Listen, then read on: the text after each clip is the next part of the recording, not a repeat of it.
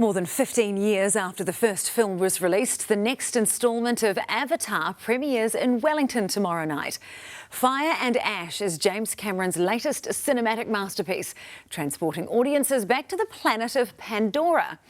And Cameron's been particularly vocal about one thing in the build-up to the film's release. This is not AI. Imogen Gibbs sat down with him. This world goes much deeper than you imagine.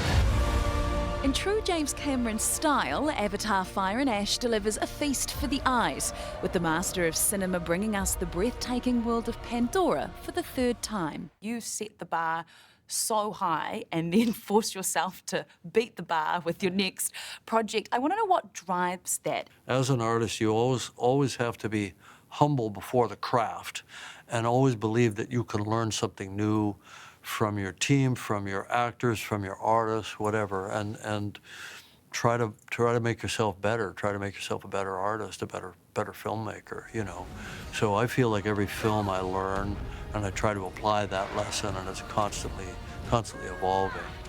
Budget. There've been some numbers thrown out there. The closest I've seen that you've come to putting a figure on it is, quote, it cost a ton. Do you want to amend the record, or are you happy with that amount? I'm pretty happy with a ton.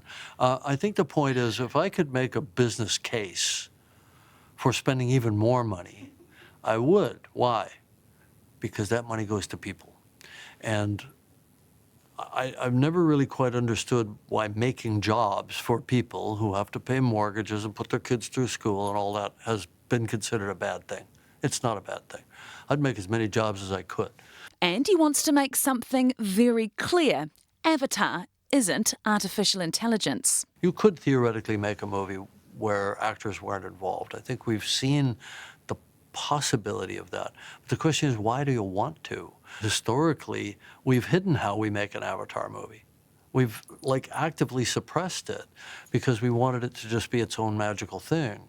But now you have this other magic trick going on over here with Gen AI, and it's like, no, guys, you don't understand. This is Zoe Saldana's work, not at a voice podium doing 2 days to do a Pixar movie. And I love Pixar movies, don't get me wrong, but it's a different process. The first Avatar film premiered in 2009, earning more than nearly $5 billion New Zealand dollars worldwide, becoming the highest-grossing film of all time. You're not in Kansas anymore. You're on Pandora. 16 years later, it's time for the third instalment, and the movie landscape couldn't be any more different.